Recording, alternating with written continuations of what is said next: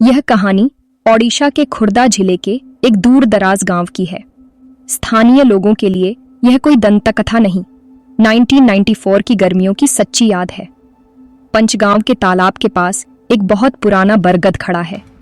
बड़े बुजुर्ग उसे ठाकुर गच्छ कहते हैं और चेतावनी देते हैं, सूरज ढलने के बाद अकेले वहां से मत गुजरना।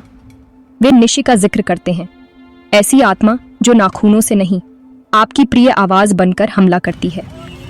एक रात बिस्वजीत अपनी साइकिल पर लौट रहा था। हवा में जंगली चमेली और गीली मिट्टी की महक थी। तालाब वाला मोड़ और अचानक हवा असामान्य रूप से ठंडी हो गई। ओडिशा में यह संकेत माना जाता है, कुछ अदृश्य पास है। तभी उसने सुना, बिस्वा, ओ बिस्वा, मेरा इंतजार कर। आवाज उसकी माँ की थी, स्पष्ट, घबराई हुई, जैसे बरगद के पीछे बांस के घने झुरमुट में खो गई हो। बिस्वजीत रुका। जवाब देने ही वाला था कि दादाजी की चेतावनी याद आ गई। निश्चय किसी का नाम केवल 2 बार पुकार सकती है। तीसरी पुकार से पहले जवाब टूगे या पीछे चल टूगे तो सम्मोहन में फंस जाओगे, जहां से कम लोग लौटते हैं। वह थम गया। दूसरी पुकार, बिस्वा, मेरी मदद कर, मैं गिर गई हूं।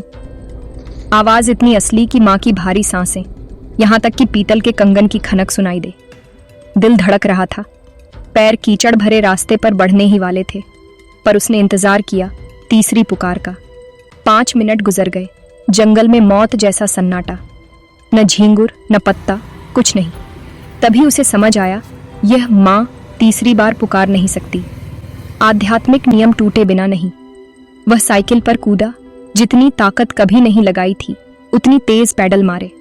पीछे मुड़कर नहीं देखा, यहां तक कि जब बरगद की छोटी सी हड्डी पर धातु रगड़ने जैसी तीखी डरावनी चीख आई, तब भी नहीं। घर पहुंचा। मां अपने कमरे में गहरी नींद में थी। वह शाम से बाहर निकली ही नहीं थी। तभी से पंचगांव के लोग रात में उस रास्ते से जाते हैं तो साथ में लोहे का टुकड़ा या माचिस की डिब्बी रखते हैं। कहते हैं निश्चय आज भी वहीं है, किसी ऐसे को तलाशते हुए जो आवाजों की गिनती भूल जाए।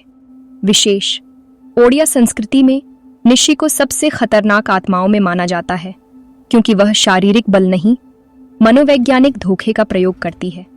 यह कहानी हमें याद दिलाती है, रात के सन्नाटे में सुनी गई हर परिचित आवाज सच नहीं होती। और बरगद कई पीढ़ियों की दहशत और दास्तानें समेटे अब भी तालाब किनारे खड़ा है।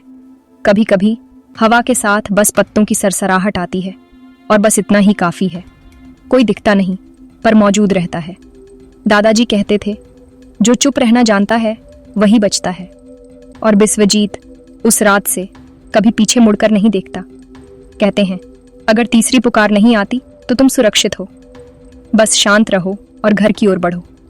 पर अगर आती है तो समझ लो वह इंसान नहीं, रहस्य बना रहता है। बरगद, तालाब और रात की आवाजें। आप भी अगर कभी उस रास्ते से गुजरें तो बस गिनती याद रखना। क्या आप चाहेंगे कि मैं क्योंजर की उन चुड़ैलों के बारे में बताऊं जो पुरानी खदानों में देखी जाती हैं? हमें कमेंट्स में बताइए।